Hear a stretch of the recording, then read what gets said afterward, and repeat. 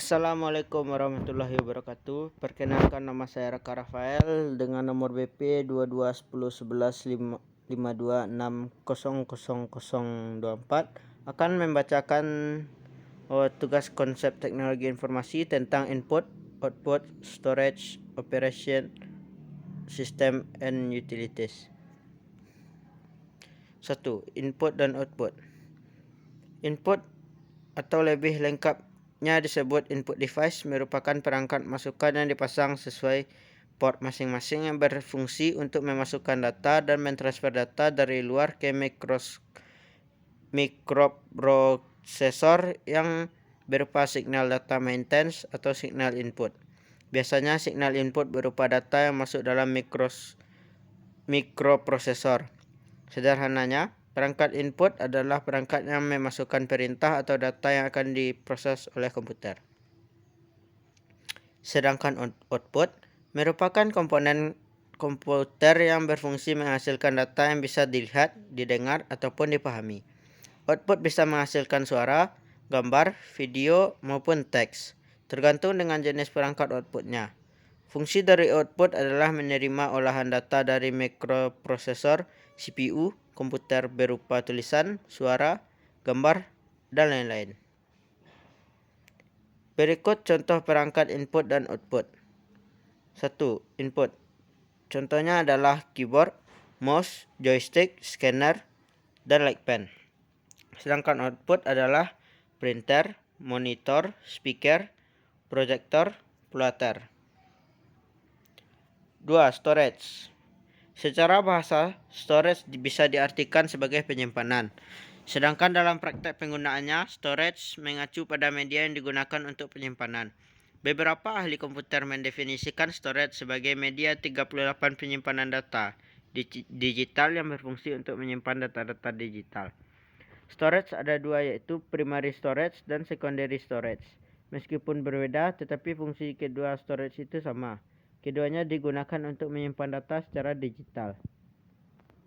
1. Primary storage. Primary storage disebut juga dengan memori internal. Primary storage ini memiliki akses yang lebih cepat bila dibanding dengan secondary storage.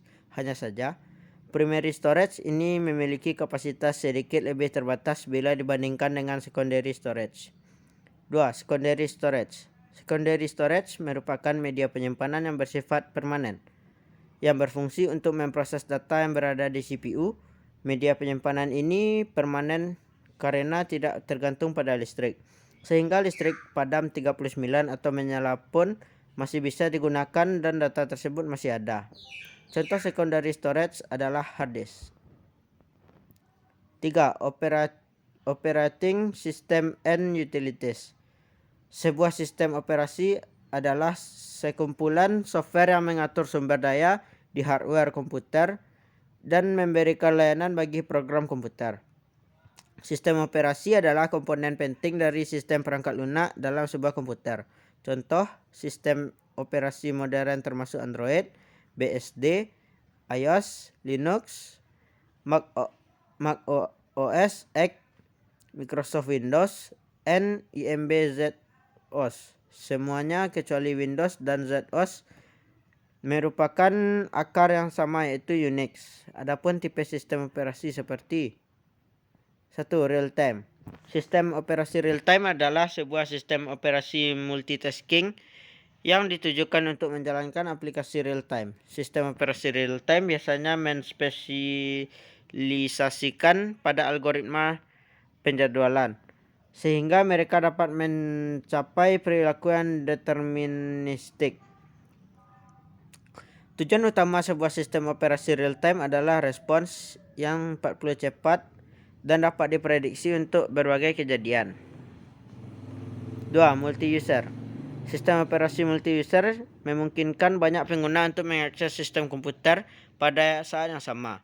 Sistem time sharing dan server di internet dapat dikategorikan sebagai sistem multi-user karena mereka memungkinkan banyak pengguna untuk mengakses komputer dengan cara berbagai waktu.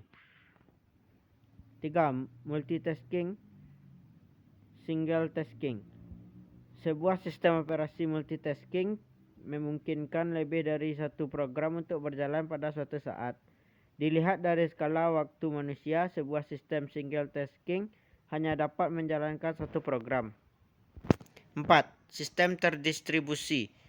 Sebuah sistem operasi terdistribusi mengatur sebuah kelompok dari komputer yang independen dan membuat mereka tampak seperti satu buah komputer. 5. Sistem embedded. Sistem operasi embedded dirancang untuk digunakan di sistem komputer embedded. Sistem operasi embedded dioperasikan di mesin kecil seperti PDA. Sekian hasil presentasi saya. Kalau ada kesalahan mohon dimaafkan. Assalamualaikum warahmatullahi wabarakatuh.